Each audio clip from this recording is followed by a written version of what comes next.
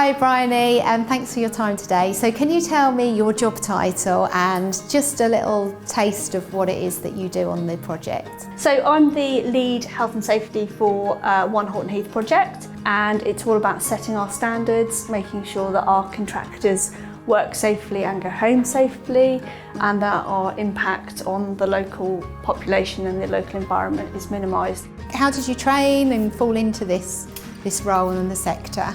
Well, I've been working in health and safety for just over 20 years now.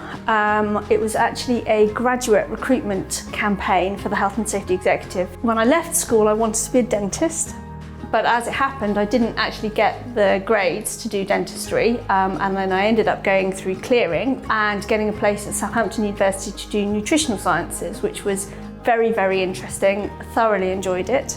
I started a PhD in immunology. But I really wasn't enjoying that, and I gave that up after about 6 months. It was kind of expected in my family that obviously after school you'd go on to do A-levels, and then the natural progression was to go to university. But it just really felt like the wrong thing to do. When I kind of discussed it with my husband, he just said to me, he said, if you don't want to do it, don't do it.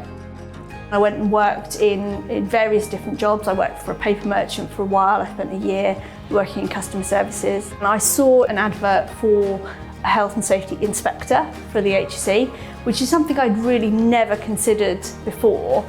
But I knew from working in the labs when I started my PhD that I didn't want to be in a laboratory. I wanted to be something that was more out there, people focused, sort of ticked all the boxes. It was all about going into different types of businesses, teaching them and bringing them on board with what the law says, and also keeping people safe at work. There's so many different facets to health and safety. There's so many different things that you can go into. You can be construction health and safety, the printing industry and the food industry, and all of those different industries that have different health and safety needs, but actually it all fits around the same legislation. So we've got asbestos specialists, we've got noise specialists, we've got occupational hygienists, we've got construction specialists, but it's a huge diverse range of people, and actually being part of that group is really beneficial. I'm still very much enjoying the health and safety side of things. I'm still learning every day.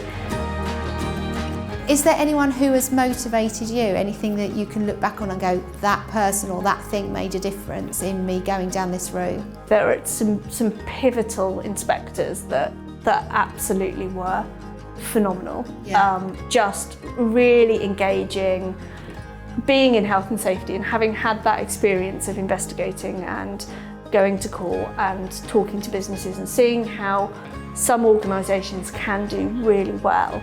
I'm very much promoting that for our contractors, because actually I've been there, I've done that, I've seen the fatal accidents. Yes. Yeah. I can help them to bring them up, to bring them to a level where actually they are talking about it. So when we talk about skills and qualities, what would you say are the skills that are absolutely paramount for this job? So for me, I think strong leadership, I think teamwork, and an ability to collaborate. You are part of a community, part of a team. Adaptability, so being able to talk to people at all levels, being able to communicate, and not being afraid to say, I don't know. You will always get different opinions on different things. So it's really about identifying what you don't know. What are the most important subjects that you think, well, I use that every day, that's really important to what I do? Written English, how to communicate effectively. Yeah. The sciences will give you a good understanding of COSH, which is the control of substances hazards to the health, but also things like psychology. People become blasé and they become way too familiar. People tend to think it's not going to happen to me. So for a young person watching these videos, what would be your top tip if they wanted to get into the role of a health and safety lead or a health and safety officer? If you look at sporting events, if you look at anything where you've got public gatherings, having first aid, I mean even on the beach someone falls over and you can help them, and I find that really, really rewarding, is actually being able to help someone. Learning how to do risk assessments, going through that process of what are we doing today. There's a whole load of different things that people can do. Thank you, Bryony. It's been fascinating learning about your role. You're so passionate about it. I know you really care. So thank you for giving up some time to talk to me today. You're very welcome.